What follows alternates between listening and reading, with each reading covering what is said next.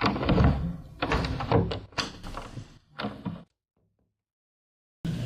I'm not. I started by saying that one of the relations between capitalism and democracy is contradiction. You can't have capitalist democracy. And the people who really sort of believe in markets, or at least pretend to understand that. So if you read Milton Friedman and other apostles of so-called libertarianism, they don't call for democracy. They call for what they call freedom, which is a very restrictive concept of freedom.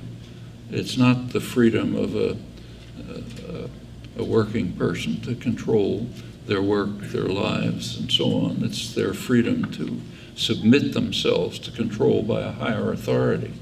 That's called freedom, but not democracy. They don't like democracy, and they're right. Capitalism and democracy really are inconsistent.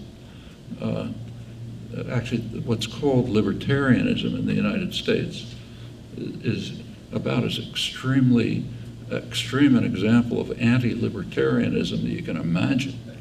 They're in favor of private tyranny, the worst kind of tyranny. Tyranny by unaccountable private concentrations of wealth.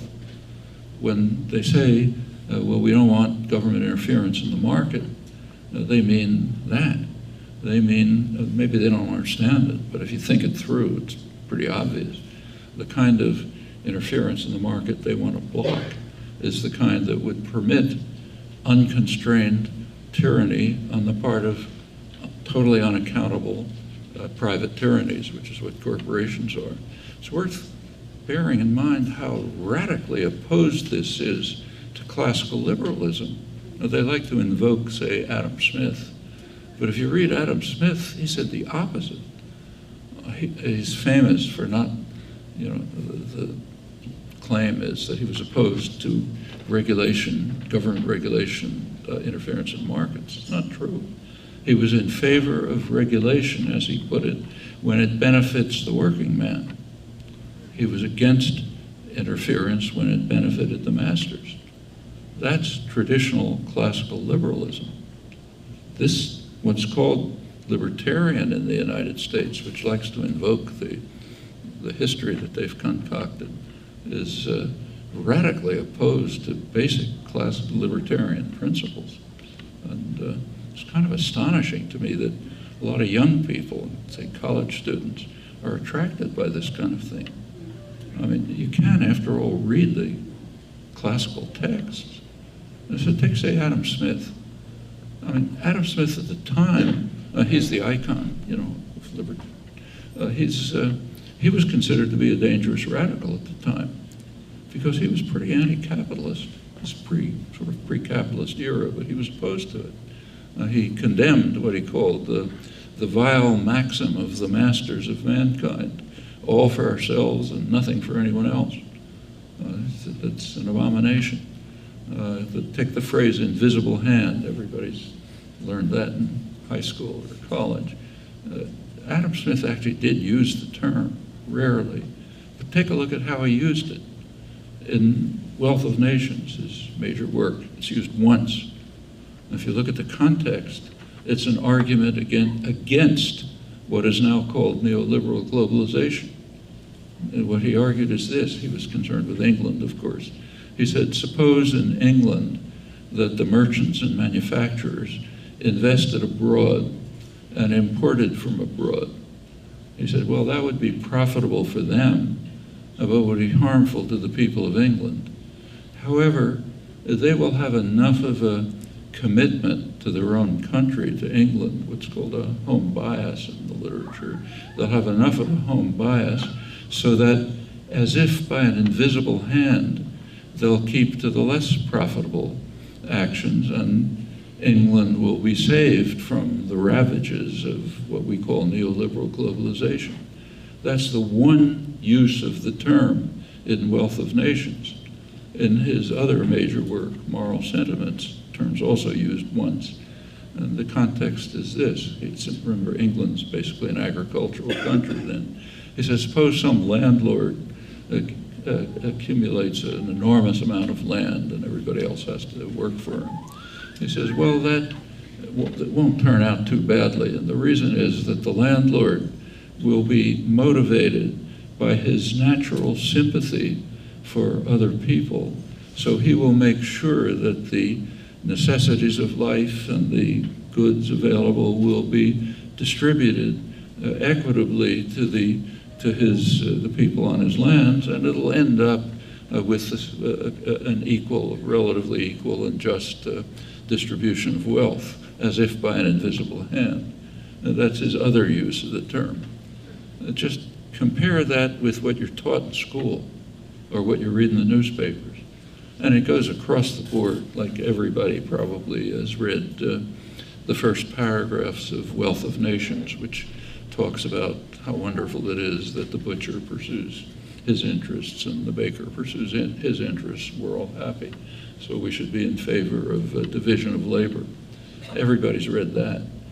How many people have read a couple of hundred pages into Wealth of Nations where he has a bitter attack on division of labor for interesting reasons, and reasons that were standard in the Enlightenment environment in which he lived, very different from ours. He says if you pursue division of labor, people will be directed to actions in which they'll just repeat the same mechanical operations over and over. They'll be de-skilled.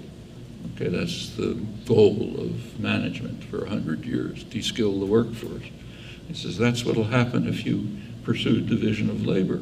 He goes on to say this will turn people into creatures as stupid and ignorant as a human being can possibly be. And therefore, in any civilized society, the government will have to intervene to prevent any development like this. And that's Adam Smith's view of division of labor. The next step, here's a research project, take the standard edition, scholarly edition of Wealth of Nations, produced by the University of Chicago Press, naturally, on the bicentennial, with a scholarly apparatus, footnotes and everything else. And take a look at the index. There's a scholarly index. Look up division of labor. This part of the book is not referenced. You can't find it unless you decide to read 700 pages. Then you can find it. But that's his concept of division of labor. And it continues like this. I mean, I'm not extolling a lot of things that you can harshly criticize, like his advice to the colonies. But nevertheless, it's a very different picture from what's called libertarianism or capitalism today. Capitalist democracy would self-destruct. Capitalism would self-destruct. And that's why it hasn't been instituted. The masters understand that they cannot survive a capitalist economy, laissez-faire economy. And you take a look at the history, it's pretty interesting. So the United States, when it was independent, so it could reject the rules of sound economics, and it developed. And there were other countries that were poised for an industrial revolution and were given the same advice, like Egypt and India. In fact, India already was the commercial industrial center of the world, more so than England. Egypt was poised for an industrial revolution. And it's not impossible that it might have developed. It was a rich agrarian society.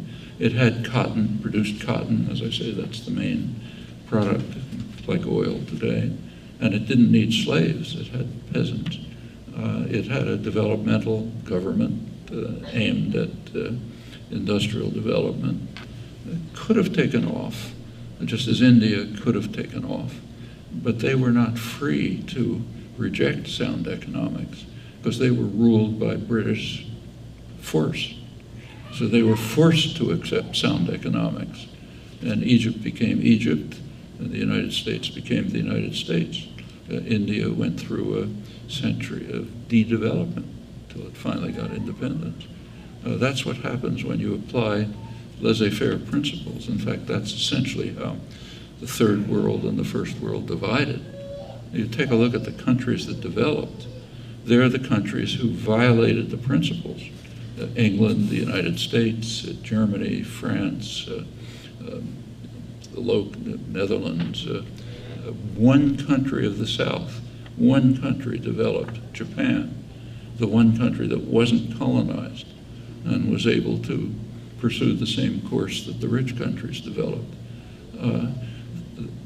I mentioned that in mid-19th century, 1846, Britain was so far ahead of the rest of the world in industrial development that they did decide that laissez-faire would be possible. So they moved to what's called the free trade era. It didn't, first of all, they imposed sharp constraints on it.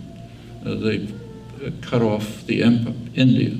India was not allowed to, others could not invest in India, their main possession.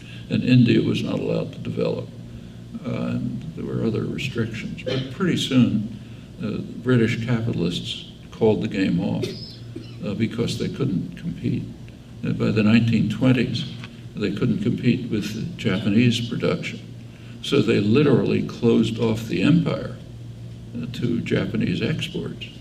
That's part of the background for the Pacific War in the 1940s. The United States did the same with its smaller empire, the Philippines. The Dutch did the same with Indonesia. All the imperial systems decided no more free trade, we can't compete.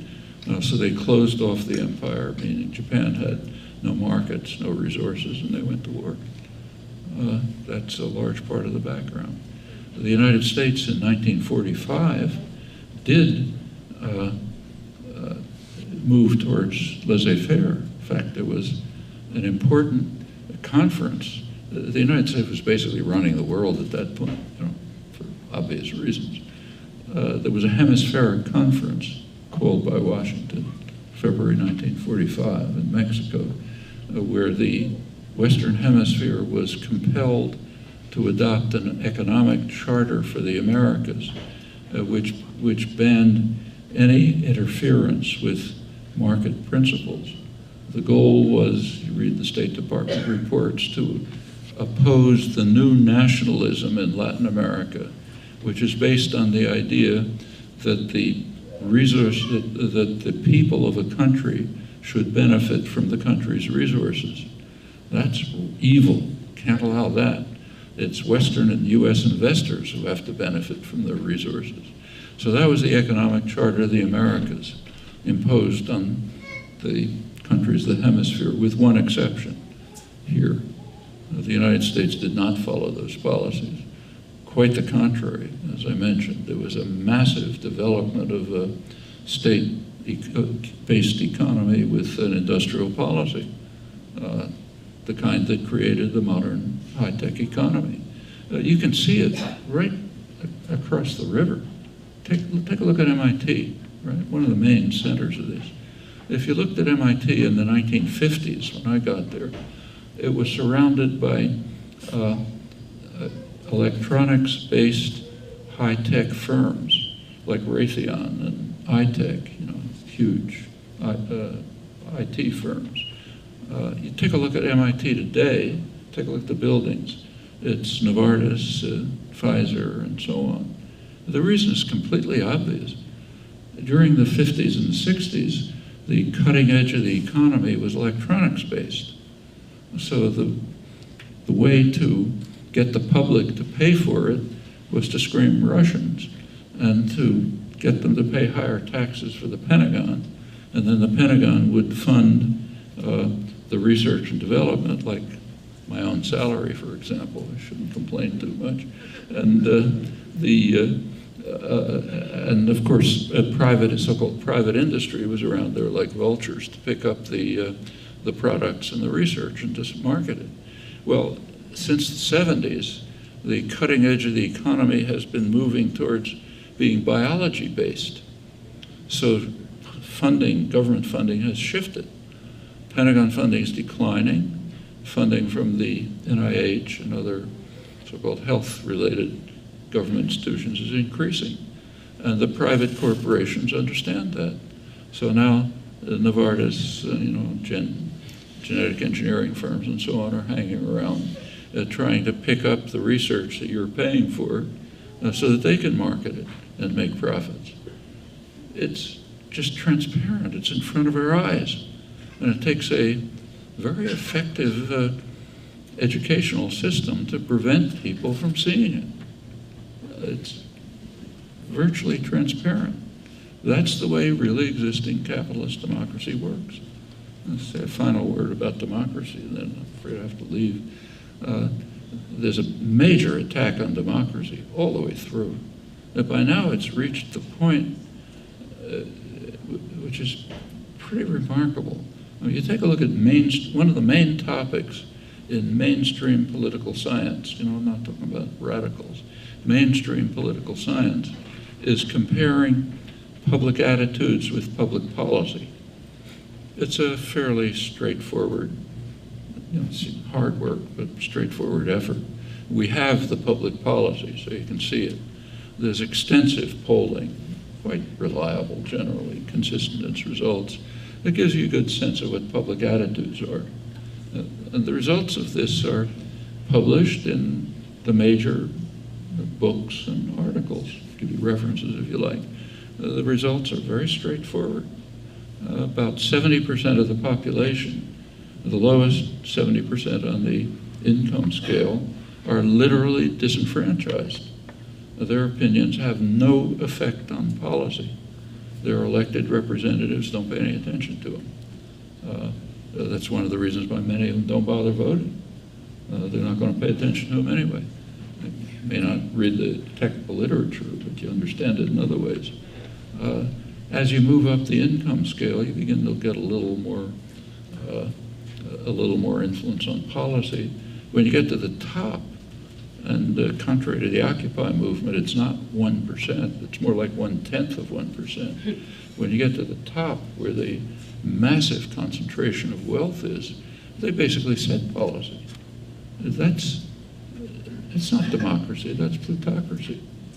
And that's what we have accepted. And the good thing about it is it's changeable. It's not controlled by force. We are very free in that respect, thanks to victories over the centuries. It's not possible now for a corporation to do what Andrew Carnegie, the great pacifist, did in 1890. That gives a lot of options, and you have to make use of them. Afraid I got to leave.